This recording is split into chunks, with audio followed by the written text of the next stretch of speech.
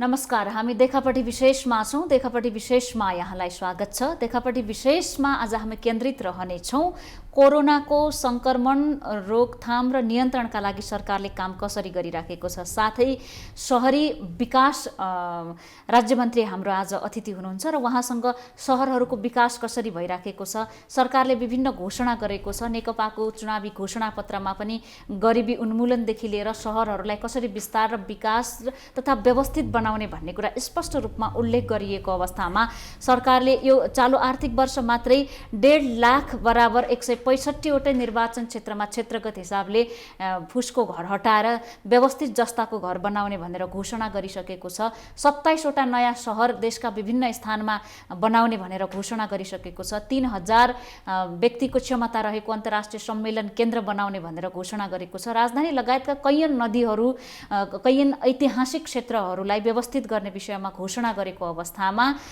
काम कसरी गरिराखेको छ त यी आयोजनाहरू जसरी घोषणा भए जुन उत्साहका साथ त्यसको कार्यान्वयन कस्तो छ भनेर केन्द्रित रहेर कुरा गर्नेछौँ। साथै यही गत चैत 11 गतेको मन्त्री परिषदको बैठकले स्वास्थ्य राज्यमन्त्री र शहरी विकास राज्यमन्त्रीलाई देशभरका क्वारेन्टाइनहरू व्यवस्थित छन् कि छैनन् र व्यवस्थित कसरी गर्न सकिन्छ भनेर अनुगमन गर्ने, पर्यवेक्षण गर्ने जिम्मेवारी दिएको थियो र त्यो जिम्मेवारी उहाँहरूले कसरी पुरा गरिराख्नु भएको छ। जनताको स्तरबाट क्वारेन्टाइनहरू ठिक छैनन् है भनेर किन गुनासाहरू आउँदै गरेका छन्, क्वारेन्टाइनहरू किन व्यवस्थित हुन सकेनन् वा हुँदाहुँदै पनि यसको सही सूचना प्रवाह नभएको हो भन्ने विषयमा हामी केन्द्रित रहेर कुराकानी गर्नेछौँ। केही नेकपाभित्रको विवाद र मन्त्री परिषद पुनर्गठनको विषय पनि हामी केन्द्रित रहेर कुराकानी गर्नेछौँ। हाम्रो अतिथि हुनुहुन्छ शहरी विकास राज्यमन्त्री रामवीर मानन्दर, जो काठमाडौँ निर्वाचन क्षेत्र नम्बर 7बाट प्रत्यक्ष निर्वाचित सांसद पनि हुनुहुन्छ। यहाँलाई स्वागत छ।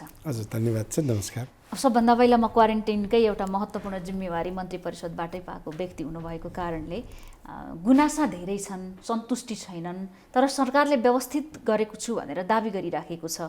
यसको निरीक्षण गर्ने एउटा मुख्य जिम्मेवार व्यक्ति दुईजना मध्ये एकजना यहाँ हो। गुनासा धेरै किन आयो होला नि त? धन्यवाद छ। आज यो कोभिड-19 हाम्रो मात्र देश होइन, 215वटा राष्ट्रमा चाहिँ कोभिड-19 छ। यसलाई नियन्त्रण र सहजीकरण गर्ने सवालहरू चाहिँ धेरै देशहरूले चाहिँ खोज्दैछ। यो मध्येको चाहिँ अहिले हामीले आज 6 महिनाको अन्तरालमा आइरहँदाखेरि केही समस्याका समाधानहरू पनि छन्। म यो टेस्टदेखि लिएर यो कोरोनासम्मको जुन आइसियुसम्म चाहिँ आइसोलेसनसम्मका कुराहरू र तपाईँले भन्नुभएको चाहिँ क्वारेन्टाइनसम्मका कुराहरू, यी विभिन्न व्यवस्थापन गर्नुको लागि संसारका कुनै पनि देशले हामीले जुन हाम्रो देशको लागि चाहिँ जुन आरोप प्रत्यारोप छ सरकारलाई, त्योसँग सबै देशमा छ। हेर्नुहोस्, किन भन्दाखेरि यो हामीले चाहेर या त झट्टै खोजेर ल्याएको चाहिँ या त आउँछ भन्ने चाहिँ किसिमको चाहिँ रोग होइन। र यसलाई व्यवस्थापन गर्नुको लागि तपाईँलाई याद छ होला, जुन चैत्र 11 गतेको निर्णयपछि वुहान सहरबाट 170 जना हामीले नेपालीहरूलाई चाहिँ ल्यायो र खरिबोटमा चाहिँ राख्यौँ। त्यो पहिलो चाहिँ हाम्रो क्वारेन्टाइनको चाहिँ अभ्यास थियो र त्यो अभ्यासपछि हामीले कहाँ राख्यौँ त भन्दाखेरि तेलकोटमा चाहिँ राख्यौँ त्यो क्रुजरलाई, जो हाम्रो प्लेनका चालकहरू, सहचालकहरू सबैजना चाहिँ त्यहाँ राख्यौँ। तर यसरी हामीले 175 जनाको चाहिँ एउटा दफालाई चाहिँ हामीले क्वारेन्टाइनको चाहिँ व्यवस्थापन गऱ्यौँ। र त्यो क्वारेन्टाइन भनेको रोगीहरूलाई राख्ने होइन, त्यसको कमसेकम पनि रोगको सम्भावितहरूलाई यसलाई नियन्त्रण गर्नको लागि राखेको 14 दिन चाहिँ क्वारेन्टाइनमा राख्यौँ। त्यसपछि अर्को 90 जना राखेर हामीले परीक्षणको रूपबाट गऱ्यौँ। त्यसपछिको क्वारेन्टाइनको व्यवस्थापन गर्नुको लागि लकडाउनमा क्वारेन्टाइन धेरै बस्नु परेन हाम्रो, र केही अहिले समय आएको छ।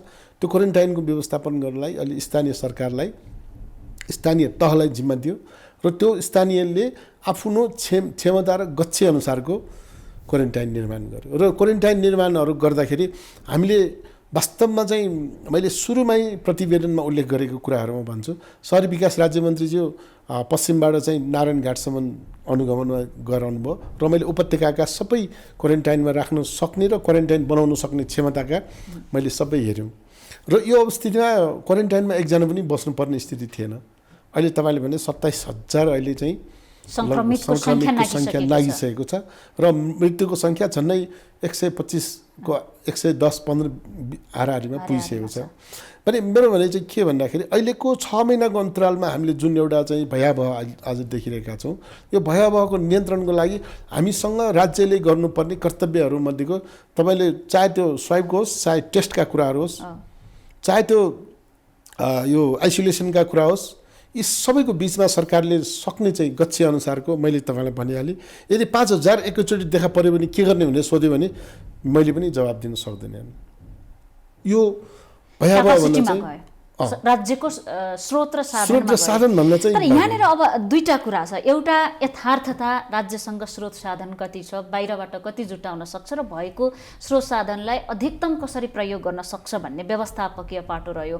अर्को भनेको जनताको आशा राज्यसँग हुन्छ। अभिभावक त राज्य हो, राज्यले नै हात उठायो भने त जनता त आधा त डरले नै बिरामी हुन्छन्, सङ्क्रमित हुन्छन्। हात उठाएको छैन, हात उठाउँदैन र हात उठाउनु धेरैको गुनासो छ।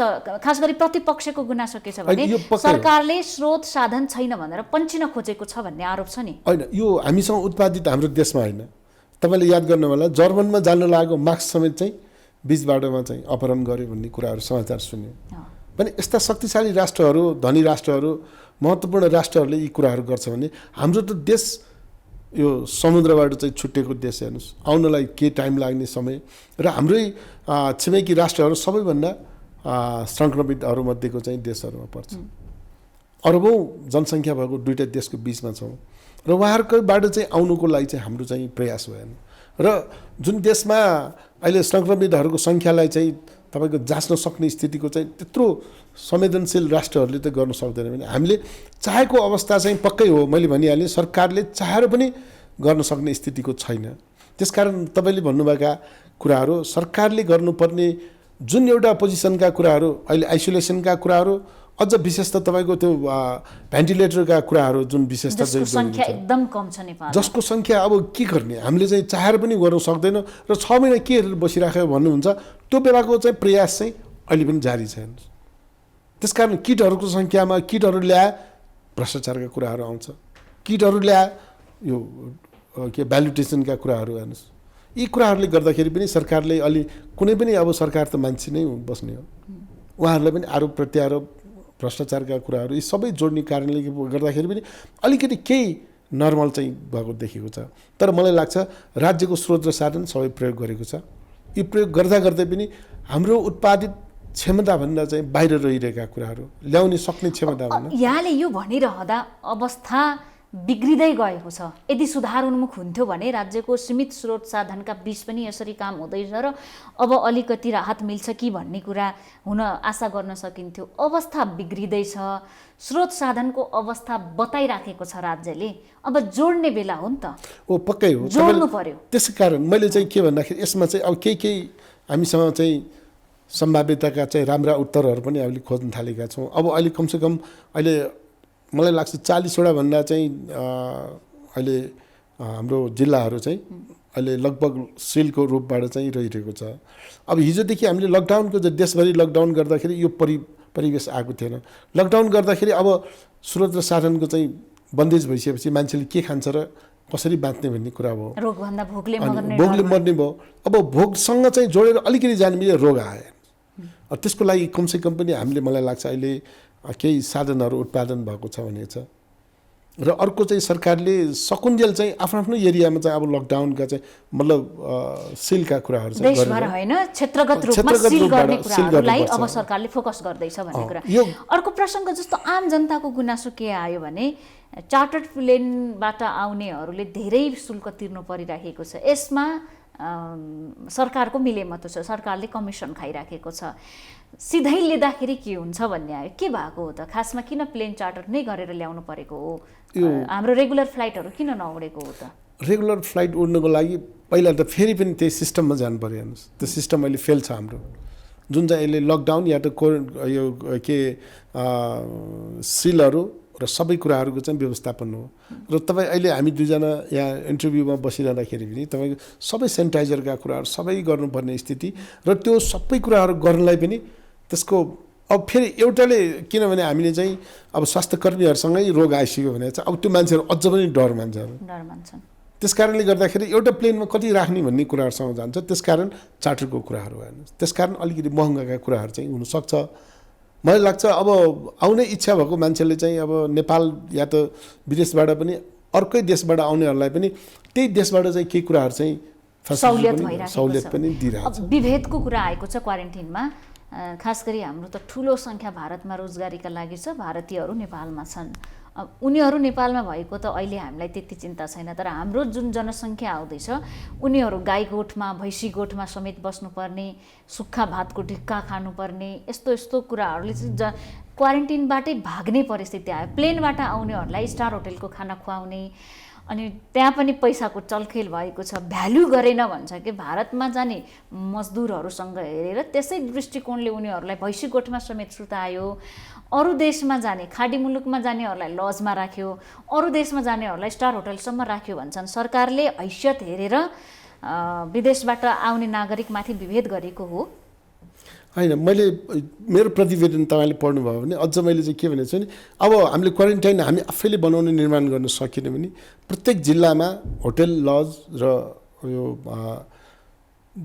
यो रिसोर्टहरू चाहिँ हामीसँग छ, होमस्टे छ। त्यसलाई प्रयोग गरौँ भनेर मेरो प्रतिवेदन मैले उल्लेख गरेँ। तपाईँले भन्नुभएको कुरा चाहिँ केही यदाकदा चाहिँ भएको घटनाहरू हो यो, हेर्नुहोस् म होइन भन्दिनँ, तर सबैलाई भैँसीको गोठमा सुताएको छैन र त्यो सबैलाई चाहिँ त्यो त्यस्तो भात खाइदिएको भए अहिले चाहिँ तपाईँ कति मान्छे चाहिँ बिरामी हुन्थ्यो नि त। त्यसकारण एउटा यदाकदाका कुराहरूलाई चाहिँ हामीले प्राथमिकताको रूपबाट चाहिँ आउने चलन छ। हेर्नुहोस् केही मान्छेहरू भैँसीको गोठमा नसुते होइन, किनभने बाध्यात्मक परिस्थिति छ। तपाईँको सुरुको लकडाउनको चाहिँ इन्डियामा चाहिँ तपाईँको खोलाको चाहिँ किनारमा चाहिँ खोलाको चाहिँ बगरमै चाहिँ सुतेको थियो। नेपालमै दार्चुलामा त्यो एउटा घटनालाई चाहिँ तपाईँको देशभरिको चाहिँ घटनासँग जोड्नु हुँदैन। हामी सबै नेपाली हौँ नि त। नेपाली दाजुभाइले एकले अर्कोलाई चाहिँ यसो गर्यो भने केही मान्छेहरू चाहिँ केही घटना भएर केही दुर्घटना भएर धेरै कुराहरू भएका छन्, त्यही घटनालाई जोड घटाउ चाहिँ गर्दाखेरि अलि राम्रो हुँदैन। त्यसकारण हाइलाइट अलिकति चाहिँ मलाई लाग्छ केही यदाकदा भएको घटनाहरू हुन्, हेर्नुहोस् नभएको होइन, तर यही घटनालाई मात्रै हामीले सेरोफेरो राखेर कुरा गर्नु हुँदैन जस्तो लाग्छ। यहाँले काठमाडौँ उपत्यका लगायत जुनसुकै ठाउँमा पनि कुनै पनि जनता भोकले मर्नु पर्दैन भनेर आफ्नो फोन नम्बर पनि दिनुभयो कतिपय ठाउँमा, होइन? त्यो उद्घोष पनि गर्नुभयो। त्यस्तो भोकै बसेको पनि फोन आयो? यदाकदा चाहिँ मैले भने एक दुईजना चाहिँ भोकै बसिरहेको चाहिँ कुराहरू पनि मैले सुन्न पाएँ। त्यो फोनमा चाहिँ हजारौँ, मलाई लाग्छ लाखौँमा चाहिँ मैले फोन कुरा गरेँ होला। उहाँहरूसँग मैले कुराहरू गर्दाखेरि उहाँहरूसँग कुरा मात्रै सुनिँदाखेरि पनि उहाँहरू सन्तुष्ट हुनुभयो र केहीलाई सहयोग चाहिन्छ भने मैले तत्कालै चाहिँ यो ठाउँको यसरी यो ठाउँमा चाहिँ यो छ भनेर चाहिँ मैले उहाँहरूलाई भने। र विदेशका चाहिँ धेरै साथीहरूले मलाई अझ इराकबाट, मलाई लाग्छ मोरिससबाट धेरैजना विद्यार्थी साथीहरूले चाहिँ मलाई फोन गर्नुभयो। उहाँहरूको समस्या मैले सुन्ने मात्रै जस्तो भयो र मैले उहाँहरू मोरिससबाट चाहिँ धेरै टाढा रहेछ, हाम्रो देशमा यो राजदूत चाहिँ दूतावास चाहिँ रहन्छ। त्यो कारणले गर्दाखेरि केही त्यहाँ 400-500 विद्यार्थीहरू रहेको कुराहरू पनि मैले सुन्न पाएँ। मैले तपाईँले भोकै रहेका कुराहरू चाहिँ मलाई लाग्छ इराकबाट चाहिँ एउटा भाइले फोन गर्नुभएको थियो मलाई, हामी 5-6 जना छौँ, हामी सडकमै छौँ, हामीले भोकै बसिरहेछौँ भन्ने कुराहरू गर्नुभयो। मलाई लाग्छ नेपालमा चाहिँ म भोकै बसेँ भन्ने एकजनाले पनि भन्नुभएन। विदेशमा बसेका भोकै बसेका नेपालीहरूलाई सरकारले सम्बोधन गर्न सकिराखेको छ? सम्बोधन अहिले मैले चाहिँ जहाँसम्म लाग्छ यो दूतावास मार्फत चाहिँ धेरैको चाहिँ समस्या समाधान गरेको छ। यदि कोही भोकै छ, यदि कसैसँग नेपाल आउने टिकट छैन, नेपाल आउन चाहन्छ, यदि कोही सङ्क्रमित छ, उपचार पाइराखेको छैन भने सरकारले कोअर्डिनेसन गरिराखेको छ? यो चाहिँ मलाई लाग्छ उहाँहरू जानुभएको मातहतको चाहिँ जुन ठाउँमा चाहिँ जानुभएको छ त्यहाँको सरकारले चाहिँ धेरै कुराहरू गरिदिएको रहेछ। हेर्नुहोस्, त्यसो भएर उहाँहरू चाहिँ सम्पर्कमा जानुहोस् र हाम्रो दूतावासमा चाहिँ जानुहोस्, उहाँहरूलाई पक्कै पनि मलाई लाग्छ हामीले चाहेको जस्तो उहाँलाई दुःख परेको बेलामा सहयोग हुन्छ। अब खैर यहाँको मन्त्रालयगत क्षेत्रमा आउन चाहे, विषयमा प्रवेश गर्न चाहे, सरकारले चालु आर्थिक वर्षमा 1.5 लाख जति फुसको घरहरूलाई भत्काएर व्यवस्थित जस्ताको घर बनाउने भनेर घोषणा गरेको छ, होइन? यो 1.5 लाख एउटा खस र यो परालको, हजुर, र यस्तो चाहिँ अब माटोको भनौँ न, त्यस्तो घरहरू पनि रहेछ जसको छाना, झुपडी अर्थात् कच्ची घरहरू भनौँ, कच्ची घरहरू होइन कि, मतलब जसको घरको चाहिँ छानो नै फुसको र खरको भइहाल्यो, अर्को माटोको चाहिँ त्यो राख्ने एउटा किसिमको त्यो दुईटा जोडेर बनाउने भने चाहिँ टाइलको हुन्छ। यी विभिन्न भइरहेको अप्ठ्यारै परेकोहरूलाई चाहिँ सरकारले 1.5 लाख रुपैयाँ तपाईँले भन्नुभएको जस्तै निर्वाचन 165 वटा निर्वाचनमै हामीले यो पहिला पनि प्रयोग भइसक्यो हो, तर यसलाई चाहिँ लागू गर्न अलिकति चाहिँ अप्ठ्यारो परेकोले यसपालिदेखि 1.5 लाख रुपैयाँ छुट्टी नै सकेको छ हेर्नुहोस्। र यो चाहिँ के हो त भन्दाखेरि जस्ताको छानो बनाउने हो, कमसेकम आगोले बचोस्, पानी नचुयोस् र यसको संरक्षण कमसेकम हावाले पनि त्यसलाई चाहिँ अलिकति अव्यवस्थित नहोस् भन्नको लागि चाहिँ गर्ने सरकारले एउटा हिजो हाम्रो घोषणापत्रमा रहेको चाहिँ कुराहरू हो यो। त्यसकारण मलाई लाग्छ आज यसपालि 1.5 लाख रुपैयाँ गऱ्यो भने 2068 को जनगणनामा चाहिँ यस्ता घरहरू चाहिँ 10 लाखवटा रहेछन् हेर्नुहोस्। अहिले कम हुँदै जाँदाखेरि भूकम्पको चाहिँ 72 सालको भूकम्पले सबै कुराहरू गर्दाखेरि आदिमा आइसक्यो 5 लाखवटा आइसकेको रहेछ। त्यसकारण त्यो 5 लाखवटा चाहिँ 3 वर्षभित्र हामी यो जस्तामा व्यवस्थित जस्ताको घरमा परिवर्तन गर्ने। यसमा काम पनि भइराखेको छ कि यो घोषणा मात्रै? अब होइन, सुरु भइसकेको छ। अब यो बजेटको चाहिँ कार्यान्वयनमा चाहिँ अब अगाडि बढ्छ र मलाई लाग्छ एउटा क्षेत्रमा 1000 भन्दा नआएको छ निर्वाचन क्षेत्रमा। 165 वटा निर्वाचन क्षेत्रमा क्षेत्रगत हिसाबले बनाउने भनेको छ। क्षेत्रगत हिसाबले अन्तिमसम्म आउँदाखेरि 200 देखि 1000 नआएको छ, 2000 पनि छ कुनैमा। यसरी हामी चाहिँ त्यो फुस र खरको छानोलाई चाहिँ यसपालिदेखि 1.5 लाख रुपैयाँ विस्थापित गर्छौँ। अभियान अगाडि बढिसकेको छ। अभियान बढिसकेको छ र सबैलाई मलाई लाग्छ 165 वटा मान्यजीहरूको हातमा चाहिँ यतिवटा फेर्छु भन्ने चाहिँ पुगिसक्नु। अर्को 27 वटा नयाँ सहर, अब यो प्रश्न किनभने यहाँ शहरी विकास राज्य मन्त्री हुनुभएको कारणले, यहाँको मन्त्रालयभित्रको जिम्मेवारी भएको कारणले 27 वटा नयाँ सहर पनि बनाउने भनेको थियो होइन, 2 वटा लोकमार्गहरूमा छेउछाउमा, राजमार्ग र लोकमार्गमा। अनि त्यो काम पनि अगाडि बढिसक्यो हो।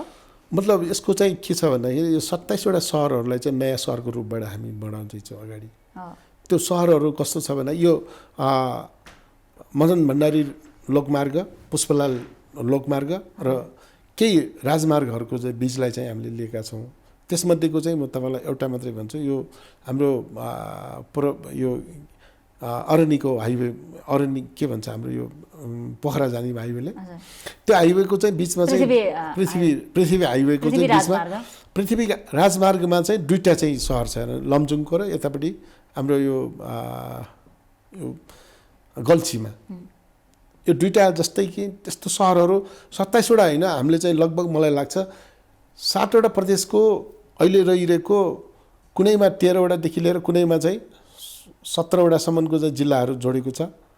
यी जिल्लाहरूको चाहिँ बिचमा चाहिँ हामीले एउटा राजधानीको कन्सेप्टमा र त्यो राजधानीसँग जोड्ने नयाँ सहरसँग त्यो सहरलाई चाहिँ व्यवस्थापन गर्ने र कमसेकम पनि मलाई लाग्छ राजधानीसँग जस्तै सहरहरू चाहिँ बनाउनुपर्छ। हाम्रो काठमाडौँ राजधानी जस्तै बनाउनु पर्छ कि बनाउँदैछौँ? त्यो बनाउनुको लागि 27 वटा सहरहरू चाहिँ निर्माण हो अहिले। त्यसरी नै अर्को नयाँ सहरको चाहिँ कल्पना गरेको छ, जस्तो कि अहिले काठमाडौँकै चाहिँ वैकल्पिक सहरको रूपबाट चाहिँ हामीले हेर्नुपर्छ। काठमाडौँकै जस्तो यहाँ जनघनत्व पनि बढी भयो, यसलाई अलिकति बृहत्तर काठमाडौँ बनाऊ भनेर कति 65 किलोमिटर बढाउँदै हुनुहुन्छ होइन सहरलाई। यस्तो हो, म तपाईँलाई चाहिँ भन्छु अहिले 9 विषयबाट चाहिँ सुरुङ मार्ग निर्माण हुँदैछ अहिले। त्यो सुरुङ मार्ग सँगसँगै अर्को सुरुङ मार्ग कहाँ छ भन्दाखेरि अहिले टोखा छहरे भन्ने चाहिँ एउटा सुरुङ मार्ग छ।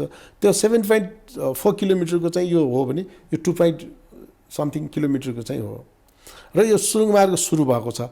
यो सुरुङ मार्गबाट यो सुरुङ मार्ग जुन टोखासँग यदि जोड्ने हो भने त्यो 65 किलोमिटर तपाईँले भन्नुभएको त्यो हो।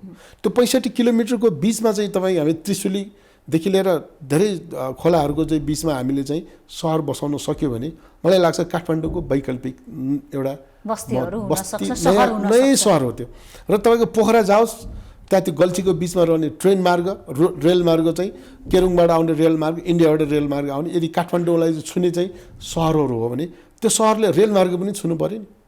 त्यसको लागि यो 7.4 किलोमिटरको चाहिँ यदि टनललाई चाहिँ हामीले चाहिँ प्रयोग गर्न सकेर यो 65 किलोमिटरमा जोड्न सक्यो भने 10 वटा सहरको कल्पना गर्न सकिन्छ भने यसैमा। अब यो काम यो त अब घोषणा पनि भएको, उद्घाटन पनि भयो होइन, सुरुङ मार्ग उद्घाटन नै भइसक्यो। काम के हुँदैछ, काम भन्दिनुस् न। हैन, सुरुङ मार्ग अब 2 किलोमिटर सुरुङ मार्ग बनाउनलाई कमसेकम अलिकति समय चाहिँ लाग्छ किनभने पहाडको काम हुँदैछ तपाईँ हामी एकचोटि जाउँ न एकचोटि हेर्न पाए पनि सहिलो हुन्छ सुरुङ मार्ग कसरी खन्ने रहेछ भन्ने कुराहरू पनि हामीले जान्न पाए हुन्छ र यो 7 किलोमिटरको चाहिँ सुरुङ मार्ग चाहिँ चाइनाले एउटा डिपिआरको सुरुङ मार्ग त म मेलम्चीको ब्रेक थ्रुमा गएको थिएँ देखाएको छु नेपालको सुरुङ मार्ग कसरी खन्छन् भनेर पानी नै नआएर भत्किरहेको अवस्थामा छ अहिले होइन त्यो सुरुङ मार्ग यस सुरुङ मार्गमा फरक छ यसमा चाहिँ टनल बोरिङ मेसिनले नै खन्छ यो चाहिँ हामीले चाहिँ हातले चाहिँ मान्छेले खनेको सुरुङ मार्ग तपाईँले बबई डाइभर्सनमा हेर्न जानुभयो भने 12 किलोमिटरको चाहिँ सुरुङ मार्ग 12 महिनामा तयार भयो यसरी नै हाम्रो 7 किलोमिटरको 7 महिनामा हुनुपर्छ 2 किलोमिटर 2 महिनामा हुनुपर्ने होइन त्यो किन भएन भन्ने कुराहरू चाहिँ हामीले चासोको विषय चाहिँ बनाउनुपर्छ सक्रियताका साथ काम भइराखेको हो कि होइन भन्ने जनचासो हो यो चासो पनि तपाईँहरू बढाउनु होला र मलाई लाग्छ एकचोटि चाहिँ कमसेकम सुरुङ मार्ग खनेको हामीले पनि हेर्न पाउनु त पर्यो नि त्यो राम्रो त्यसकारण चाहिँ मलाई लाग्छ अहिलेको चाहिँ कोभिडले चाहिँ गर्दाखेरि यसलाई चाहिँ अलिकति छेकबार चाहिँ जस्तो भइरहेछ मलाई लाग्छ यो दुईटा टनलको चाहिँ सुरुङ मार्गले चाहिँ एउटा चाहिँ हाम्रो लक्ष्य निर्धारणसँग चाहिँ गयो भने हामीसँग अहिलेको जुन जहाजका कुराहरू पानीका कुराहरू रेलका कुराहरू र सहरका कुराहरू यो सहरसँग राजधानीसँग जोडिने सहरहरूसँग चाहिँ यदि 10वटा सहरको चाहिँ कल्पना 6 किलोमिटरमा एउटा राम्रो सहर चाहिँ कल्पना गर्न सक्यो भने मलाई लाग्छ अरू प्रदेशहरूले पनि यसको फलोअप गर्छ रेलको कुरा गर्दा त सरकारलाई पत्याउँदैनन् जनताले मनोरल ल्याए भइहाल्यो नि रेल मार्ग ल्याए मात्रै किन भनेर पनि उडाउँछन् होइन अहिले फेरि अगाडि बढ्दैछ प्रोजेक्ट पनि अब यसलाई अझै पनि विश्वास गरिराखेका छैनन् नेपाली जनताहरूले तपाईँलाई एउटा कुरा भन्छु आज म बेजिङबाट यो हाम्रो तिब्बतसम्म 10,000 किलोमिटर रहेछ हेर्नुहोस् त्यो जम्मा 4 वर्षमा चाहिँ 10,000 किलोमिटर बनायो एउटा रेल मार्गलाई 10,000 किलोमिटर भन्दा बढी चाहिने रहेछ त्यसको लागि चाहिँ के भन्दाखेरि यदि चाइनाको चाहिँ केरुङबाट निस्केको रेल तपाईँको भारतको चाहिँ दिल्ली पुग्यो भने कति किलोमिटर होला र त्यहाँको जनसङ्ख्याको कुरा गर्ने हो भने मलाई लाग्छ रेल मार्गमा चढ्ने जनताहरू धेरै छन् हेर्नुहोस् त्यसकारण रेल चल्दैन होइन तर हाम्रो नेपाल चाहिँ रेलको ट्रान्जिट पोइन्ट हुनसक्छ इन्डिया र चाइनाको यी हामीले एउटा जाने चाहिँ जुन एउटा प्यासेन्जरको कुराहरू चाहिँ हामीले गर्छौँ र प्यासेन्जर भएन भने संसारको कुनै पनि देश चाहिँ चल्दैन हेर्नुहोस् सबैभन्दा प्यासेन्जरको आवश्यकता हो अहिले 1.5 अरब उता छ 1.5 अरब मान्छे यता छ 3 अरब मान्छे चाहिँ मान्छेलाई चाहिने रेल चाहिँ होइन प्यासेन्जर होइन ट्रान्जिट हो हाम्रो नेपालभित्र चाहिँ आउने चाहिँ उहाँहरूको चाहिँ उहाँहरू बस्नुहुन्न उहाँहरू चाहिँ आउनुहुन्छ हेर्नुहुन्छ जानुहुन्छ कि यस्तोको लागि ट्रेनको आवश्यकता हो मैले बेजिङबाट चाहिँ तपाईँको चलेको चाहिँ मैले तिब्बतसम्मको 10,000 किलोमिटर एकचोटि काम के हुँदैछ त्यो भनिदिनुहोस् न होइन रेल मार्गको लागि हेर्नुहोस् हाम्रो मात्र देश होइन चाइना पनि इन्डिया पनि सहकार्य गर्नुपर्छ हामीले यसको लागि चाइना तयार छ डिपिआर बनाउनको लागि तयार छ इन्डिया त शङ्का गरिराखेको छ नि यो विषयमा त होइन सबैभन्दा इन्डियालाई फाइदा हो फेरि यो शङ्का त इन्डियाले नै गरेको छ शङ्का त हेर्नुहोस् अब बलियो राष्ट्रहरूले आफ्नो चाहिँ जनताहरूको बिचमा चाहिँ व्यापारका कुराहरू गर्नेहरूले शङ्का गर्नु कुनै ठुलो कुरा होइन तर हाम्रो जस्तो 3 करोड मान्छे छ उनीहरूका एउटा स्टेटमा चाहिँ 3 करोड होइन 17 करोड मान्छे बस्छ भने हाम्रो देशभन्दा चाहिँ धेरै गुणा चाहिँ ठुलो भएको देशहरूले हाम्रो सानो देशलाई चाहिँ मतलब ट्रान्जिट मात्रै बनाउनु खोज्छ त्यो ट्रान्जिट फाइदा देखेको छैन यहाँ नै रेल ल्याएर यहीँबाट फाइदा लिन्छु भन्ने कुरा होइन नेपाल होइन नेपालको लागि ल्याउने रेलै होइन नेपालको पनि एउटा ट्रान्जिट बनाएर इन्डिया भएर चाहिँ जाने हो विगतमा अलि अगाडि काठमाडौँमा मोनोरेलको पनि ठुलै कुरा आएको थियो चर्चा चलेको थियो हेर्दाखेरि प्रोजेक्ट हेर्दाखेरि त त्यो डेमो हेर्दाखेरि त आइ नै हाले कि जस्तो पनि लागेको थियो अब अहिले कोरोना आएर त्यो कुरा बिर्सेको हो कि हराएको हो कि सरकारले छोडेको हो कि त्यो कुरा होइन मोनोरेलको विषयमा चाहिँ अलिकति हामीले बुझ्नुपर्छ मोनोरेल भनेको आकाशमा चाहिँ झुन्डेर चल्ने रेल हो हेर्नुहोस् र विश्वमा चाहिँ मोनोरेल कहाँ चल्छ त्यो पनि अध्ययन गर्नुपर्छ मोनोरेल भनेको सानो मात्र रेल होइन त्यो महँगो रेल पनि हो र अहिले 10 रुपियाँ 15 रुपियाँमा नै भनेको हो नि काठमाडौँ महानगरपालिकाले नै भनेको महानगरपालिकाले एउटा सम्झौता गरेको भने मैले पनि सुने तर त्यसको अध्ययनको लागि चाहिँ अहिले लागिरहेको कुराले गर्दाखेरि एफोर्ड गर्ने चाहिँ हाम्रो पनि एउटा क्षमतासँग जोडिन्छ जनतालाई आश्वासन किन दिनुहुन्छ त अब यो पहिला भन्ने अनि अध्ययन गरेर भन्ने हो कि भनेर अध्ययन गर्न जाने हो दुईटै कुरा सँगसँगै हो हेर्नुहोस् अध्ययन पनि गर्नु पर्यो भन्नु पनि पर्यो किन भन्दाखेरि हामीले चुनावमा गएका बेलामा मोनोरेल तपाईँ देख्नुहुन्न हेर्नुहोस् तपाईँ देख्नु भएको छैन हाम्रो घोषणापत्रमा मोनोरेल छैन त्यसकारण मलाई के लाग्छ भने एउटा जङ्क्चरमा के कुराहरू आएको कुरालाई चाहिँ कसैले पिकअप गर्नु खोज्यो भने त्यसलाई नाइ पनि भन्नु हुँदैन तर मोनोरेलको कुराहरू तपाईँले जोड्नु भएको कुरालाई चाहिँ म चाहिँ के भन्छु भने हाम्रो यो हामीसँग रहेको जुन उठबसका कुराहरू चाहिँ र जसले 10 रुपियाँ तिरेर गाडी चढेर घर जानेहरूले 100 रुपियाँ तिर्छ कि तिर्दैन भन्ने कुराहरू हो। त्यसकारण मलाई लाग्छ खर्चिलो चिजलाई चाहिँ हामीले ध्यान दिउँ भन्ने पनि सोच बढ्न सकेको हुन्छ। अब मेयरले भन्ने यहाँकै पार्टीको हुनुहुन्छ होइन, उहाँले नै प्रेस मिट गर्नुहुन्छ, यहाँलाई नै खर्चिलो छ भन्ने लाग्छ। जनता त यसै कन्फ्युज हुने नै भयो नि। कहिलेकाहीँ यहाँहरू फेरि टिकट काउन्टर पनि खोलिदिनु होला, टिकट लिएर जानुहोस् है भनेर। खैर अर्को कुरा, यहाँले टुकुचा नदीलाई सफा गर्छु भनेर भनिराख्नु भएको छ। अलरेडी नै बागमती सफाई अभियान लामो समयदेखि चलि नै राखेको छ। 50-55 वर्ष अगाडि बागमतीमा मानिसहरू सिधै पानी लिएर आउँथ्यो भने अहिले हरेक घरबाट बागमतीमा सिधै ढल जान्छ। हामी सहरी विकासको कुरा गरिराखेका छौँ, 21औं शताब्दीमा छौँ। विभिन्न देशहरूले कृत्रिम नदीहरू बनाएका छन्। म राजधानीको मात्रै कुरा जोड्छु। यो राजधानीमा करिब 14वटा यस्ता नदीहरू छन् जो थोरै ग्यापमा नदीहरू भेट्न सक्छौँ, देख्न सक्छौँ। तर नदीको नजिक गयो भने नाक थुन्नुपर्छ हामीले। फोहोरका पोका देखिन्छन्। अझ हत्या हिंसा गरेर मानिस समेत काटेर बोराहरू त्यहाँ फाल्ने काम भइराखेको छ। टोयलेटका ढलहरू त्यहाँ गइराखेका छन्। कुनै देशहरूले कृत्रिम नदी बनाउने, पानी ल्याउने, सहरको सुन्दरता बढाउने, हामीसँग भएका 14वटा नदीहरू राजधानीका ढलमा परिणत भएका छन्। यहाँको मन्त्रालयभित्र, यहाँले जिम्मेवारी सम्हालेको मन्त्रालयभित्र पर्छ नि यो जिम्मेवारी त। म अलिकति यो बागमतीको चाहिँ सभ्यताको कुरा गरिहालौँ तपाईँसँग। यो हाम्रो बागमती र विष्णुमती यो राजधानीको लाइफलाइन हो हेर्नुहोस्। यो सभ्यताको चाहिँ परिचय हो। कागजमा र मुखमा हो कि व्यवहारमा पनि? अनि व्यवहारमै हो। व्यवहारमा तपाईँ अहिले जानुभयो भने तपाईँले चाहिँ यो अब पानीको सिजन सकिन्छ होइन, अब एकचोटि प्लिज मेरो चाहिँ अनुरोध चाहिँ मैले तपाईँलाई आज अनुरोध गरेँ र धेरै मान्छेलाई थाहा छैन यो बागमतीको चाहिँ ढल अब के हाम्रो घरको ढल चाहिँ बागमतीमा जाँदैन भने नियन्त्रण हुँदैछ। नियन्त्रण होइन कम्प्लिटली अब हुनलाई त हेर्नुहोस्, मैले भनिहालेँ के समस्याहरू छन् भनेर मैले भनिहालेँ। एउटा समस्या चाहिँ भूकम्प हिजो थियो, 72 सालको भूकम्प पनि समस्या भयो हेर्नुहोस् काठमाडौँको चाहिँ त्यो ढलको लागि चाहिँ। र अर्को समस्या के हो भन्दाखेरि तपाईँको जुन अहिले कोरिडोर बागमती विष्णुमतीका कोरिडोरहरू चाहिँ बनाउने सवालहरूमा धेरै विवादहरू हुने रहेछ। किनभने हाम्रो जस्तो देशमा जग्गा जमिनका कुराहरूसँग त्यसको क्षतिपूर्तिका चाहिँ जग्गालाई चाहिँ लिने लिजको चाहिँ देखि लिएर के त्यसको मुआवजादेखि लिएर यी कुराहरू चाहिँ विवाद रहेछन्। के स्थानमा चाहिँ बाँकी छन् हेर्नुहोस्। होइन भने मलाई लाग्छ धेरै त भन्दिनँ म, 90% चाहिँ अहिले पानी चाहिँ यो सिवरेजहरू अहिले ड्रेनहरू चाहिँ तपाईँको बागमतीमा सिधै जाँदैन, ढलहरू। अब बागमती एउटा धार्मिक हिसाबले पनि महत्त्वपूर्ण अर्थ राख्छ होइन। बागमतीको जल ल्याएर मृत्यु भइसकेपछि पनि बागमतीको जल दियो भने त्यसलाई स्वर्गको ढोका खोल्छ भन्ने र हामी आर्यघाटमा बागमतीकै जल चढाउँछौँ। भारत लगायतका दोस्रो तेस्रो मुलुकबाट आएका मानिसहरूले बागमतीको जल लगेर आफ्नो घरको पूजामा राख्यो भने पनि धेरै ठुलो पवित्र भइन्छ है भन्ने सोच राख्छन्। तर वास्तविक बागमतीमा टोयलेटका ढलहरू छन्। यहाँले नै भन्नुभयो 90%, 10% पनि त ढलै हो, त्यो टोयलेटै हो, त्यो फोहोरै हो, त्यो बागमती नै हो नि। त्यो 10% पनि त रोकिनु पर्यो। मानिलौँ यहाँले भन्नुभएको 90% रोकेको हो भने 10%ले शुद्ध त हुँदैन नि बागमती, होइन?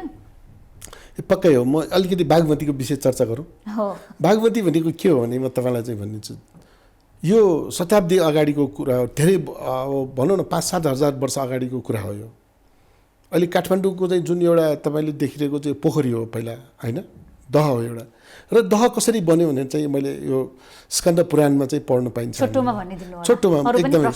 र यो छोटोमा किन भन्नु पऱ्यो भन्दाखेरि यो भगीरथको चाहिँ एउटा चाहिँ तपाईँले कथा सुन्नु होला। भगीरथ तपस्या गर्नुपर्छ। भगीरथ राजाले चाहिँ आफ्ना सन्तानहरू तार्नुको लागि एउटा गङ्गालाई ल्याउने प्रयास गरेको थियो। त्यो गङ्गा ल्याउनुको लागि जुन एउटा तपस्या गरेको यो गोकर्णेश्वरमा बसेर हेर्नुहोस्। गोकर्णेश्वरको तपस्यापछि नै भगवान् खुसी भएर ल गङ्गा आउने भयो भने चाहिँ गङ्गा ल्याउने चाहिँ ठाउँ भनेको नेपालको इतिहास हामीले चाहिँ यो बागमती हो हेर्नुहोस्। गङ्गा जुन बागद्वारमा चाहिँ गङ्गा चाहिँ बग्छ नि, बागद्वारबाट सुरु हुन्छ नि, यो नै प्रमुख गङ्गा हो हेर्नुहोस्। 7वटा धारा छ भन्छ गङ्गाको होइन, तर त्यो एउटा धारामध्येको चाहिँ गङ्गा चाहिँ नेपालबाट उत्पत्ति हुन्छ।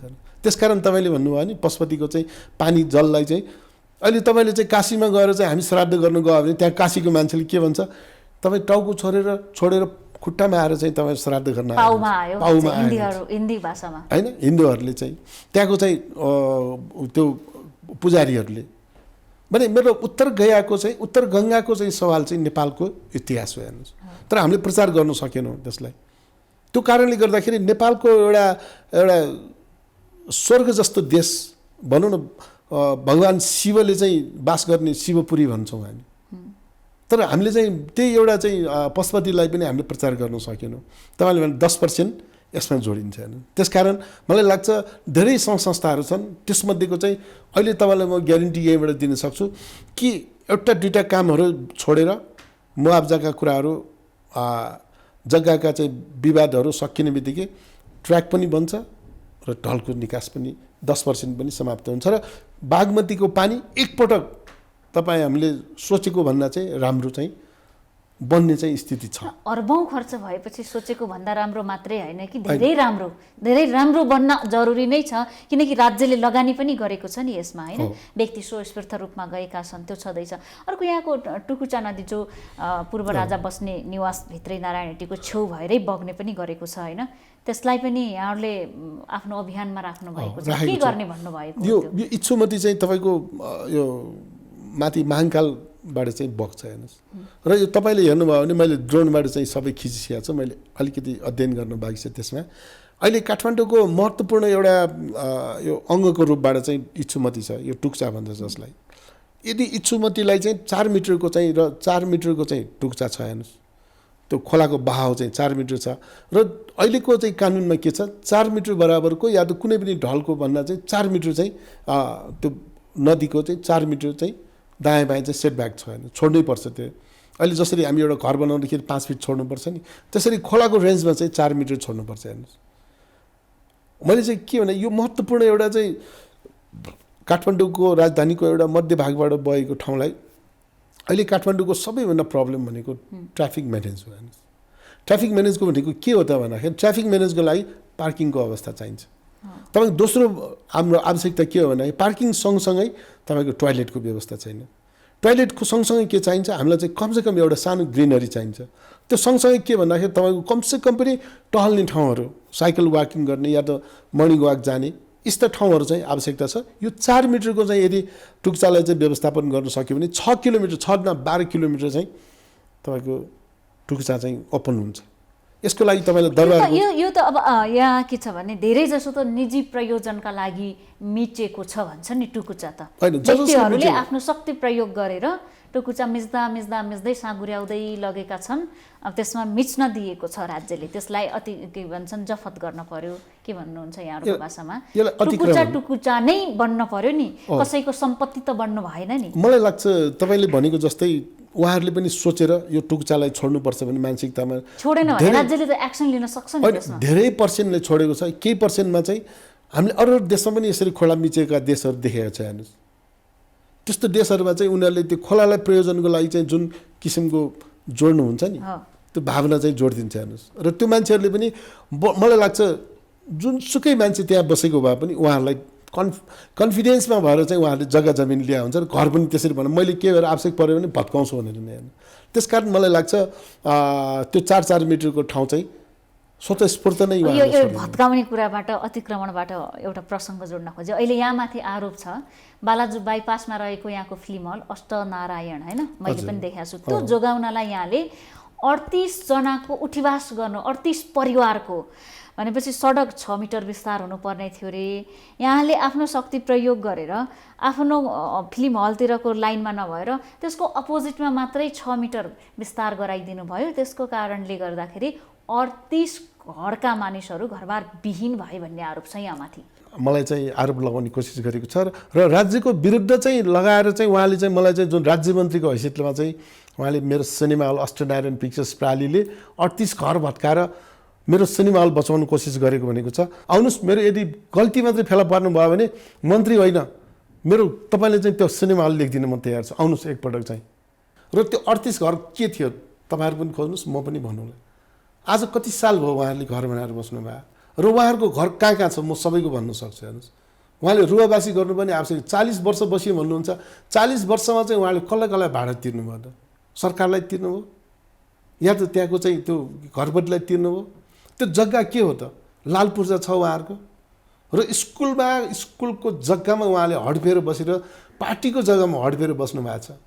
न पो त्यहाँ जाउँ, त्यहाँको लोकल मान्छेसँग, त्यहाँको स्थानीय मान्छेसँग, त्यहाँको चाहिँ छ नि त आफ्नो स्वामित्वमा बसिरहेका मान्छेहरू पनि उहाँहरूको 7-7 मिटर भत्काउने नाममा स्थानीय जनताहरूको तपाईँको जस्तो 6 मिटर सडक विस्तार गर्ने हो भने त 3 मिटर दायाँ 3 मिटर बायाँ जाला नि।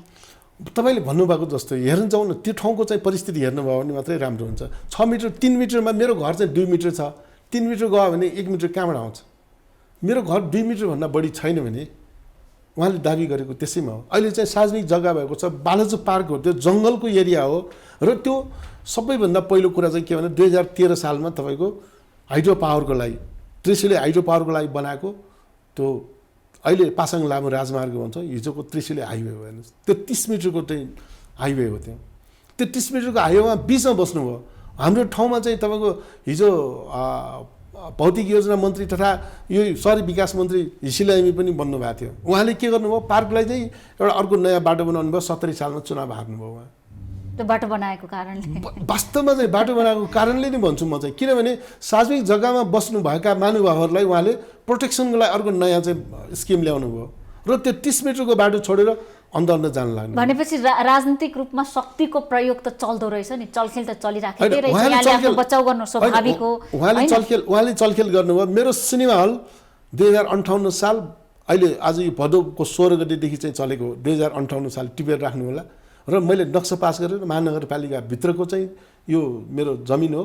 यो जमिन कुनै सार्वजनिक जग्गामा पर्दैन। यदि आवश्यक पर्यो, सरकारलाई पर्यो भने सिँगै सिनेमा हल त दिनुपर्छ मैले भने। खैर मैले यहाँलाई अब कहाँ जोड्न खोजेँ भने यहाँले भन्नुभयो यसैलाई हामी हार्नुभयो भने यहाँलाई पनि जिताएर पठाएका थिए। नेकपा भित्र गुटको राजनीति अहिले मौलाएको छ।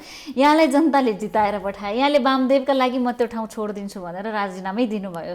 एक दिन मिडियामा आउनुभयो, प्रेस सम्मेलन गर्नुभयो होइन, वक्तव्य निकाल्नुभयो, राजीनामा दिनुभयो, फेरि अहिले राज्यमन्त्री बन्नुभएको छ। यो गुटको राजनीतिमा यहाँहरू किन यसरी हौसिनुहुन्छ कि आफ्नो जनताले दिएको मत पनि बेचे जस्तो गर्नुभयो नि यहाँले पनि? अब यो पुरानै कुरा हेर्नुहोस्, 2 वर्ष हो। तर अहिलेको विवाहसँग जोडिन खोज्यो। अहिले त्यस भएर यहाँले जसरी हिसिलामीलाई जोड्नु भयो, मैले यहाँलाई जोडिहालेँ। तपाईँले भन्नुभएको म फेरि पनि जोड्छु। तपाईँले प्रधानमन्त्री, हाम्रो पार्टीका सबै शीर्ष नेताहरूले वामदेवको आवश्यकता ठान्नुभयो नि 1.5 वर्ष पछाडि। तपाईँले त्यो चाहिँ प्रसङ्ग पहिल्यै थाहा छ यहाँलाई वामदेव गौतमको आवश्यकता हुन्छ भन्ने। त्यसकारण वामदेव गौतमजी भनेको हाम्रो कमरेड चाहिँ वामदेव गौतमको योग्यता र क्षमतासँग र उहाँको चाहिँ जुन पर्फर्मेन्सहरू चाहिँ पार्टीभित्र छ त्यसको योगदानसँग जोड्छु हेर्नुहोस्। म त्यो योगदानको कदर जनताले गरेनन्, तपाईँ को हुनुहुन्छ कि उहाँलाई बनाउनै पर्छ भन्ने? होइन, मुलुक यदि त्यस्तो यो योग्य व्यक्ति हो भने त जनताले पास गरिदिनु पर्ने। तपाईँलाई 70 वर्षको एउटा कालखण्डपछि अहिले 10 कम 2/3 सरकार छ। अहिले 60वटा प्रदेश छ। 60वटा प्रदेशमा नेकपाको वर्चस्व छ र एउटा प्रदेशमा मात्रै सरकार छैन। सबै ठाउँमा हाम्रो प्रदेश 2 बाहेक 6वटा ठाउँमा यहाँहरुकै मुख्यमन्त्री हुनुहुन्छ र 753वटा स्थानीय सरकारमा, स्थानीय तहमा 475वटा स्थानीय तह चाहिँ हामीले जितेका छौँ। र म अर्को एउटा भन्छु, 40,000 को हाराहारीमा जनप्रतिनिधिहरू हुनुहुन्छ हेर्नुहोस्।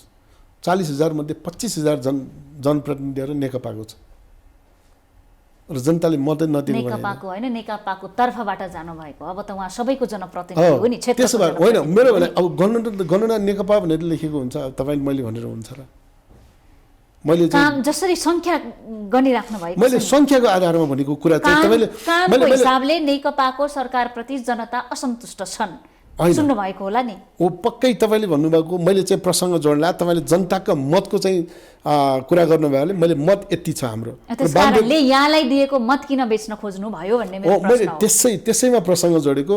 मैले 25,000 जनप्रतिनिधि मध्ये म एकजना हुँ र मैले मात्रै तपाईले चाहिँ तपाईको संकेतमा चाहिँ मैले कुरा गरेँ भने यो मुलुकको समृद्ध र सुखी नेपाली कसले बनाउँछ? एउटा मैले बनाउने हो र जनताको चाहिँ मतलाई चाहिँ मैले बेचेर या त केही भएर चाहिँ अनाहकमा चाहिँ प्रयोग गरेको खण्डमा यो देश कुनै ठाउँमा बिग्रिने चाहिँ चान्सेस चाहिँ बढी भयो भने मैले छोड्नु पर्छ कि पर्दैन? मेरो पनि प्रश्न हो, प्रति प्रश्न हो।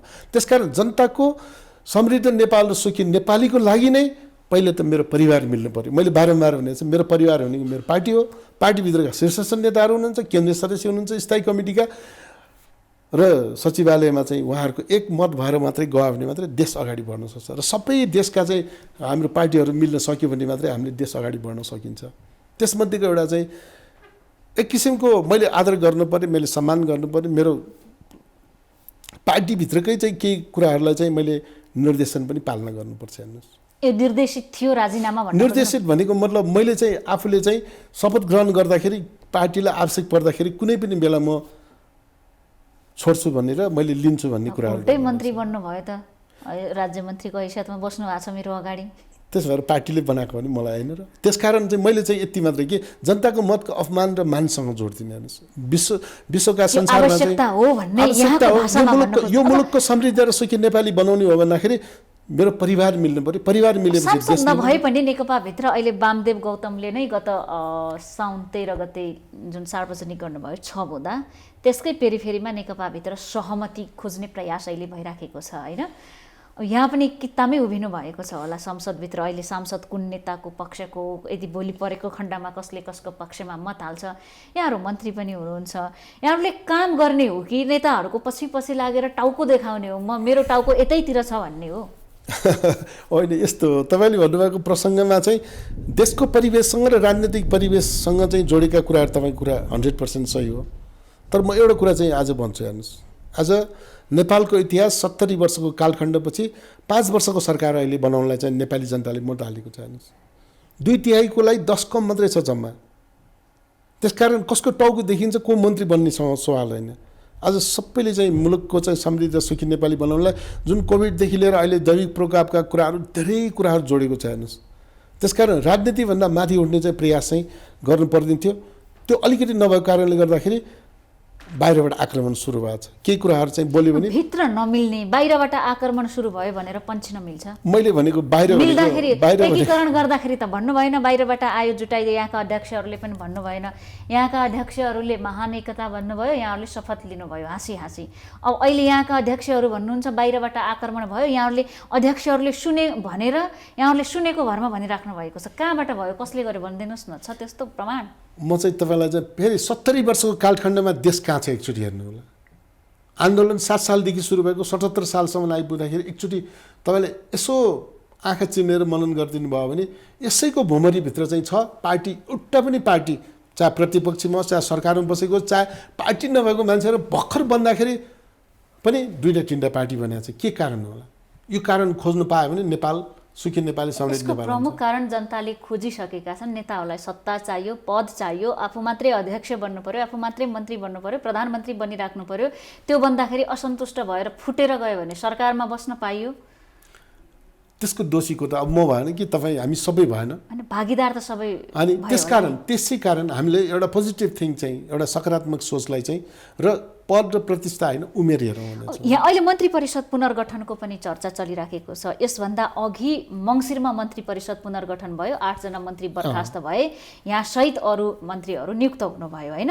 अब पुनः हुने डर भएको छ, अब मलाई पनि निकाल्ने हुन् कि या त्यो मन्त्रीको कार्य सम्पादन मूल्याङ्कनमा नम्बर कम पाइने हो कि भन्ने डर लागेको छ। होइन, सम्पादनमा चाहिँ र नम्बरको कुरा गऱ्यो भने म 1 नम्बरमा पर्छ। त्यसकारण के गर्नुभयो? धेरै कुराहरू तपाईँले एउटा राम्रोमा भनिदिन्छ। हेर्नुहोस्, एउटा कुरा चाहिँ कोभिड-19 जबदेखि सुरु भयो, मेरो तपाईँ हेर्नु होला, मैले भन्नुभन्दा पनि अहिले 6 महिनाको अन्तरालमा लगभग म कुनै पनि ठाउँमा चाहिँ चुकेको छैन। हेर्नुहोस्, र अर्को कुरा चाहिँ नचुक्नु भनेको भनौँ न जनतालाई पर्दाखेरिका समस्याहरूलाई समाधान नै हो। म नचुक्ने भनेको त्यसैमा। र कुनै ठाउँमा तपाईँले चाहिँ मेरो नामसँग जोडेर कुनै लोभ र प्रलोभन चाहिँ देख्नु सक्नुहुन्न। र कुनै ठाउँमा चाहिँ मतलब यो अनियमितताका कुराहरू या त मैले चलखेल गरेका कुराहरू कुनै भेट्न सक्नुहुन्न। अहिलेको पर्फर्मेन्स त्यही हो।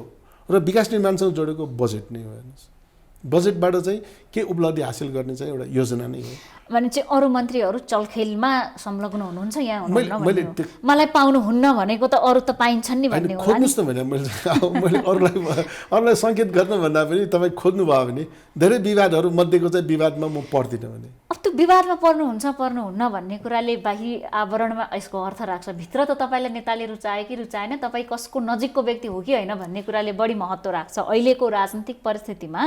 त्यसकारणले वामदेव गौतम पनि बलियो बन्दै हुनुहुन्छ, तपाईँ फेरि फुल मन्त्री पो बन्नुहुन्छ कि भन्ने आङ्कलन छ नि। होइन, म अब सांसद भएपछि मन्त्री प्रधानमन्त्री बन्ने, राष्ट्रपति बन्न सक्ने चाहिँ क्षमता राख्छ। हेर्नुहोस्, यसमा किनै ठुलो कुरा होइन।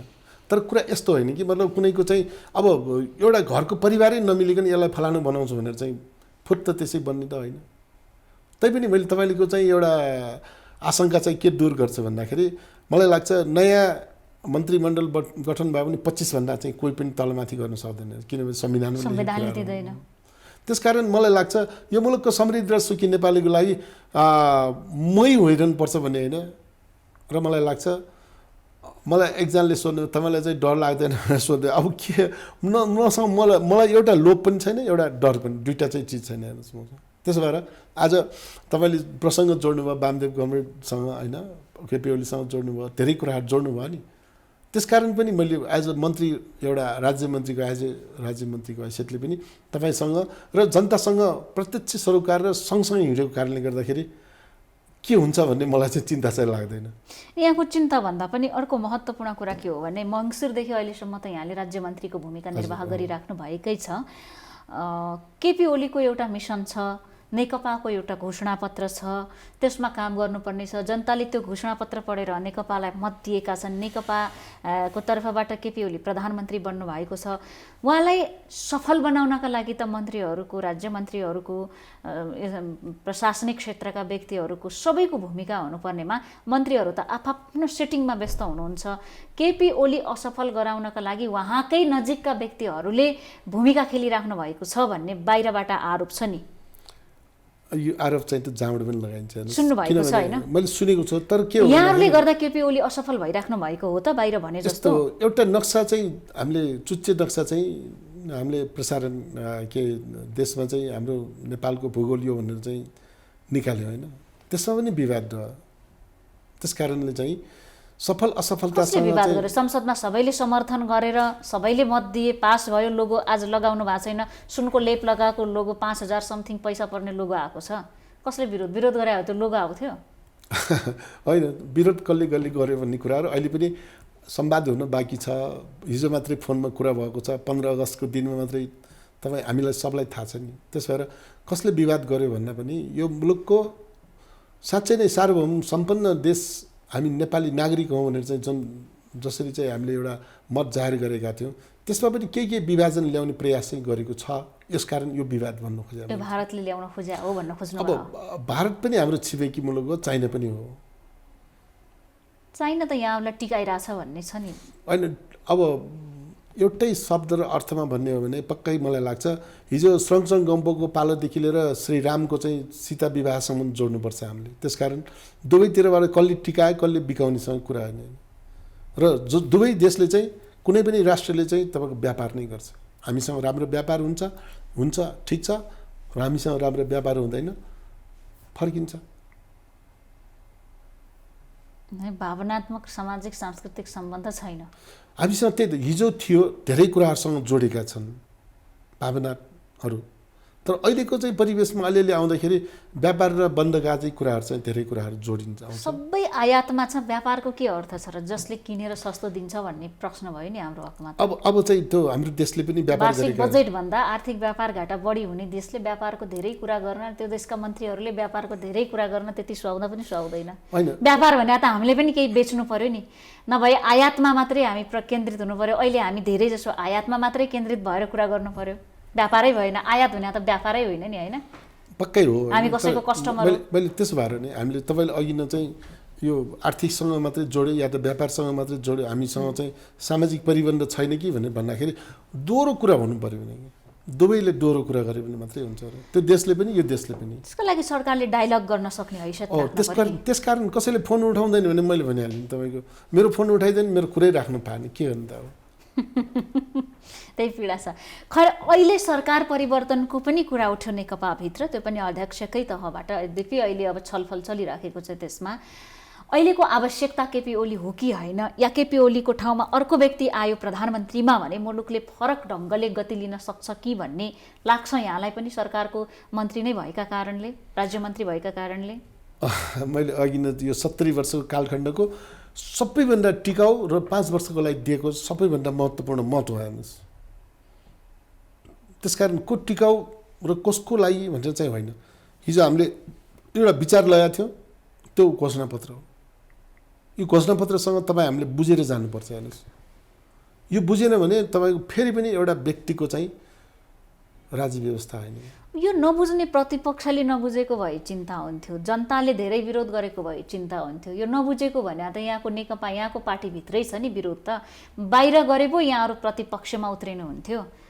यसलाई अलिकति बुझाउनु यसको चाहना त नेकपाभित्र नै देखिएको छ। त्यो पक्कै हो, तपाईँले भन्नुभएको जस्तै। त्यसकारण अध्यक्ष दुईटालाई मिलेर चाहिँ पार्टी निर्माण भयो। म तपाईँलाई चाहिँ स्थायी कमिटीको मात्रै भन्छु, तपाईँ त्यसपछि सबै कुराहरू थाहा हुन्छ। स्थायी कमिटीको सचिवालयमा जम्मा 9 जना हुनुहुन्छ।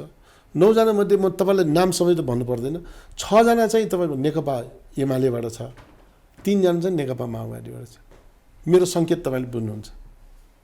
यति हो हेर्नुहोस् कुरा चाहिँ, अरू केही होइन। त्यसकारण तपाईँ भनौँ नभनौँ मैले भागभण्डामा चाहिँ स्थायी समितिमा बल लगाउन खोजिएको छ, सचिवालयले ध्यान कम दिएको छ भन्नाले त्यहाँ बहुमत पुग्ने नपुग्ने कुरा। मेरो भनाइ सचिवालयसँग जोडेर स्थायी कमिटीमा पनि त्यही भागभण्डामा छ, केन्द्रीय कमिटीमा पनि भागभण्डा छ, यति मात्रै भन्नु खोजेँ। र तपाईँ चुनाव लड्दाखेरि कति पर्सेन्टको चाहिँ भागभण्डामा चाहिँ टिकट बाँडेको। अहिले सरकारको चाहिँ कुरा गर्नुहोस्, तपाईँ सरकारमा पनि भागभण्डै छ होइन र?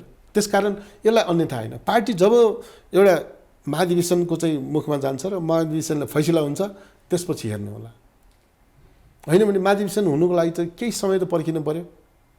यही हो अहिलेको चाहिँ विवादको समाधान, समस्याको निष्कर्ष आउने कुरा चाहिँ। अहिले विष्णु पौडेल प्रधानमन्त्रीले बालुवाटार बोलाएर तपाईँहरू कसको पक्षमा हुनुहुन्छ भनेर प्रश्न गर्नुभयो भन्ने बैठकमा तपाईँ पनि हुनुहुन्थ्यो?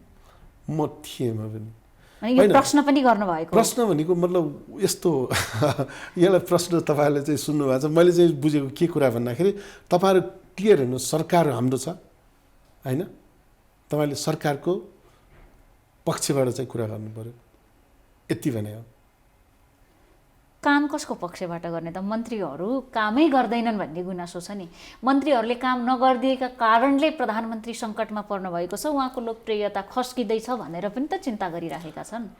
दोस्रो कुरा, प्रधानमन्त्रीको सङ्कटमा पर्ने नपर्ने कुरा होइन, यो राष्ट्रको कुरा हो। राष्ट्रको सम्पत्तिमा यहाँले सेवा सुविधा लिइराख्नु भएको छ। यो राष्ट्रको पद हो मन्त्री भनेको, यहाँको व्यक्तिगत र यहाँको पार्टीले दिएको पद होइन, जनताले दिएको पद हो। सेवा सुविधा लिएर काम नगर्ने भन्ने जुन गुनासो छ त्यसलाई त चिर्न पर्यो नि यहाँहरूले। अब होइन, मङ्सिर 5 गतिको तपाईँले सम्झना दिलाइदिइहाल्नु भयो। शपथ ग्रहण हामी 6 गति लिएर जस्तो लाग्छ मलाई, 5 गति होइन। 6 गतिको शपथ ग्रहणमा चाहिँ तपाईँले जुन चाहिँ मान्छे मन्त्रीहरूलाई चाहिँ काम गरे या गरेन भन्ने आधारमा मात्रै होइन, मूल्याङ्कन पनि गरेको छ केही त्यसमा चाहिँ पार्टीको सङ्गठनले स्वरूप चाहिँ लिन्छ हेर्नु जसरी भए पनि।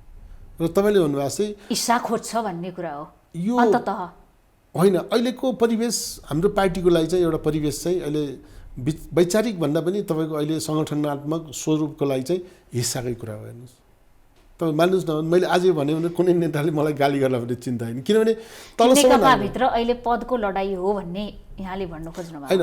पद पनि तपाईँको पर्सेन्टेजको आधारमा चाहिँ सबलाई पद बाँड्या हो नि त।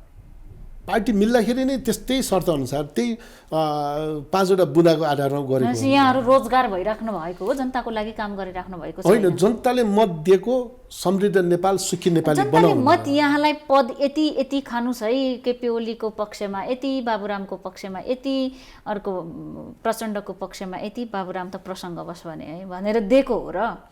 होइन 25 जना माने मन्त्री बनाउनै पाउँदैन। त्यसमध्येको चाहिँ मन्त्री पढेको तपाईँ पदको चाहिँ बाँडफाँडमा या त भागभण्डामा या त तपाईँले भन्नुहुन्छ नि यसमा मेरो मन्त्री त नेपालमा 45 जनाको पनि मन्त्रीमण्डल बनेको थियो, 68 जनाको पनि थियो। शेरबहादुर देउवाको पालामा 65 हो कि कति जना पनि 68 जना पनि भएको थियो। तैपनि त्यो बेला पनि झगडै थियो। 68 जनाको मन्त्रीमण्डल हुँदा पनि मन्त्री बन्न पाएन भनेर रुनेहरू थिए देशमा। मैले त्यही प्रसङ्ग मात्रै जोडेको। त्यसकारण 25 जना मन्त्री जुनसुकै ठाउँबाट ल्याए पनि, जसरी ल्याए पनि, भागभण्डामा ल्याए पनि नल्याए पनि, तपाईँले सोचेको, हामीले सोचेको नेपालको र समृद्ध नेपाली, सुखी नेपालीको लागि भनेपछि अब अध्यक्षहरू या अरू नेताहरूको बिचमा छलफल हुन्छ, यहाँहरू पर्ने नपर्ने कुरा भएन, 25 जनामा को आउनु पर्यो, कसलाई रोजगार दिनु पर्यो भन्ने कुराले अर्थ राख्छ। होइन, रोजगार भनेको मैले भने सांसद बाहेक चाहिँ अर्को मन्त्री बनाउनै पाउँदैन। तपाईँहरूले दिएको मतको आधारमा देशको आवश्यकता अनुसार त्यो मन्त्रालय हाँक्न सक्ने व्यक्ति, रिजल्ट ओरिएन्टेड व्यक्तिलाई जिम्मेवारी दिनुपर्छ भन्ने हो नि, तब न जनता खुसी हुन्छन्। होइन, कोभिड-19ले चाहिँ धेरै मान्छेको चाहिँ एउटा परीक्षा चाहिँ गुजारेको छ। हेर्नुहोस्, परीक्षामा चाहिँ बस्ने चाहिँ बाध्य बनाइदिएको छ र परीक्षाबाट उत्तीर्ण अनुत्तीर्ण अब रिजल्ट चाहिँ यो कोभिडले पनि देखाउँछ सरकारको पनि र सरकारमा भित्र रहेका मन्त्रीहरूको पनि। त्यसकारणले मलाई लाग्छ यो परीक्षामा उत्तीर्ण भयो भने समृद्ध नेपाल सुखी नेपालीको लाइनलाई भन्छु हेर्नुहोस्, अनुत्तीर्ण भयो भने हामीले चाहिँ यो जनताको मूल्यलाई अवमूल्यन गर्यो भनेर भन्नुपर्ने अवस्था। अब यहाँ सहर विकास राज्य मन्त्री हुनुभएको कारणले अन्तिममा एउटा प्रश्न सोधे, जनतालाई खरको फुसको के घर भत्काएर जस्ता मात्रै हालिदिने अनि कहिले काहीँ काठमाडौँ आउने मुख्यमन्त्रीहरू र प्रदेश प्रमुखहरूलाई बस्नलाई अरबौँमा किन घर बनाइराख्नु भएको यहाँहरूले? अब कहिले काहीँ आउनेहरूले त कुनै ठाउँमा बसे पनि भइहाल्यो, धेरैको त काठमाडौँमै घर छ मुख्यमन्त्रीज्यूहरूको। होइन यो कस्तो रहेछ भन्दाखेरि तपाईँको यो संहिताको चाहिँ कुराहरू प्रकार चाहिँ हामीले धेरै कुराहरू बुझ्नु बाँकी रहेछ। त्यो मन्त्री र मुख्यमन्त्री र प्रदेश प्रमुख र प्रधानमन्त्री र सांसदलाई मात्रै हो, संघीय त जनतालाई होइन। त्यो होइन, जनताको कामको लागि चाहिँ व्यवस्थापन गर्ने एउटा चाहिँ संहिता रहेछ। त्यो संहिता बिचको चाहिँ जस्तो कि तपाईँले सोध्नु होला, आज यत्रो वर्ष भइसक्यो खै सङ्घको एउटा चाहिँ बस्ने चाहिँ तपाईँ हल बनाउनु भयो भने फेरि पनि तपाईँ सोध्नुहुन्छ। मैले सोध्दिनँ, धेरै पटक यो प्रश्न गरिसकेँ। त्यसकारण चाहिँ अहिले बनाउन लागेको संहिताको एउटा यो संसदको चाहिँ बैठक बस्ने ठाउँ बनाउन लागेको हेर्नुहोस्, संसद भवन चाहिँ बनाउन लाग्यो। अहिले चाइनाले बनाएको वीरेन्द्र अन्तर्राष्ट्रिय सम्मेलन केन्द्रमा बस्ने ठाउँमा अहिले 173 रोपनीको चाहिँ जग्गामा चाहिँ अहिले संसद भवन बन्दैछ। त्यो 7 अरब भन्दा माथिको चाहिँ बजेटमा 5 अरब 50 करोडमा चाहिँ बन्दैछ त्यो। र अर्को चाहिँ तपाईँले भन्न लागेको के भन्दाखेरि हामीले अहिलेको योजना होइन, पहिलादेखि नै चाहिँ योजनामा थियो कि मन्त्री क्वार्टर अहिले 28 सालमा बनेको रहेछ। 28 सालको मन्त्री क्वार्टरमा चाहिँ अहिले त्यो जीर्ण भएर चाहिँ ध्वस्त हुन लागेको छ। त्यसलाई व्यवस्थापन पनि गइरहेको छु, त्यहाँ त जीर्ण छैन, सर्वसाधारणले बस्ने भन्दा धेरै राम्रा छन्। सर्वसाधारण देशका जनताको हैसियत पनि त हेर्नु पर्यो। मन्त्री बस्ने भयङ्कर हुनको लागि जनताको पनि अलिकति स्तर उठेको हुनुपर्छ। त्यसपछि मन्त्रीले पनि विलासी घरमा बस्नु पर्यो। जनता चाहिँ काठमै बस्ने, भुइँमै बस्ने, पानीमै भिज्ने, बाढी पहिरोमा पनि आउने, अनि मन्त्रीको चाहिँ घर मेन्टेन गरिहाल्नु पर्ने, अनि त्यसमा सुविधा भएन त्योभन्दा अलि राम्रो बनाइहाल्ने। जनस्तर उठ्नु पर्दैन अलिकति मन्त्रीको स्तर उठ्नका लागि? तपाईँले भन्नुभयो एकदमै ठिक हो होइन। जनस्तरकै लागि चाहिँ हामीले चाहिँ यो संहितादेखि लिएर गणतन्त्रले धेरै लडाइँ लडेर आएका छौँ हेर्नुहोस्। त्यसको व्यवस्थापनमा एउटा जङ्क्चरमा चाहिँ अहिले 70 वर्षपछिको कालखण्डमा एउटा हामी संसद भवन बनाउँछु, मन्त्री क्वार्टर बनाउँछु, एउटा चिफ मिनिस्टरलाई चाहिँ व्यवस्थापन गर्छु र तपाईँ हाम्रै गार्जियनको रूपबाट रहिरहेका जनप्रतिनिधि होइन र। त्यसकारण मलाई लाग्छ यसमा चित्त दुखाउनु पर्ने छैन। हामी एकपटक बनाएपछि 28 सालमा बनाएको अहिले बल्ल चाहिँ अर्को एउटा बनाउँदैछौँ भने यसलाई फेरि फेरबदल गरेर त्यो ठाउँलाई चाहिँ छोड्नु लागेको होइन। त्यसको व्यवस्थापनसँग जाँदाखेरि सँगसँगै जनताको पनि स्तर उठाइदिनु पर्यो। स्तर उठाउनलाई हामीले धेरै कार्यक्रमहरू मैले भनिहालेँ तपाईँलाई। धेरै कुरा 1,50,000 वटाको चाहिँ छत फेर्दैछौँ, सहरहरू यति बनाउँदैछौँ, बागमती विष्णुमतीदेखि लिएर नेपालको इतिहासमा फेरिने कुराहरू चाहिँ हामीले चाहिँ धेरै कुराहरू अगाडि बढाउँदैछौँ र स्तर जनस्तरलाई व्यवस्थापन नै जनस्तरलाई चाहिँ बढाउनुलाई नै हो। यो कुनै अरू चाहिँ यो ठाउँ चाहिँ बनाएर फेरि जीवनभर उसको चाहिँ अंश बढ्न लिने या त उसको चाहिँ हुने यो चाहिँ होइन। जनताको छोराछोरी नै जितेर आउँछ, हामी पनि जनताको छोराछोरी होइन। त्यसकारण मलाई लाग्छ त्यसले नै एकछिन त्यो घरमा बसेर थिङ्क गर्दाखेरि देशको केही प्रदेशको केही स्थानीय तहको केही कुराहरू चाहिँ राम्रो हुन्छ भने हामीलाई यसलाई जनतासँगै जोडेर हेर्नुपर्छ जस्तो मलाई लाग्छ। समयका लागि धेरै धेरै धन्यवाद छ। आफ्नो कुरा राख्नुको मौका दिनुभयो त्यसको लागि पनि धन्यवाद। हामी देखापट्टि विशेषमा थियौँ, कुराकानी गरिरहेका थियौँ शहरी विकास राज्य मन्त्री रामवीर मानन्धरसँग। उहाँ कोभिड-19 को रोकथाम नियन्त्रणका लागि जुन क्वारेन्टाइनको व्यवस्था गरेको छ त्यसको अनुगमन गर्ने 2 जना मध्येमा 1 जना हुनुहुन्छ, अर्को स्वास्थ्य राज्य मन्त्री हुनुहुन्छ र उहाँहरू दुवैजनाले देशभरका क्वारेन्टाइनहरूको निरीक्षण गरिराख्नु भएको छ र ती कमी कमजोरीहरूलाई सुधारका लागि प्रयत्न गरिराख्नु भएको छ।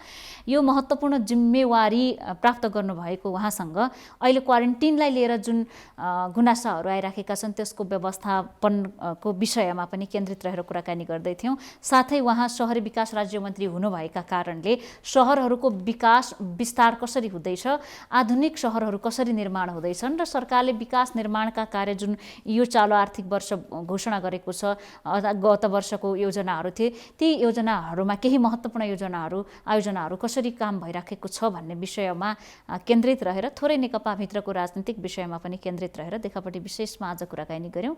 देखापट्टि विशेषबाट आज सबै बिदा चाहन्छौँ। भोलि नयाँ पात्रका साथ उपस्थित हुनेछौँ।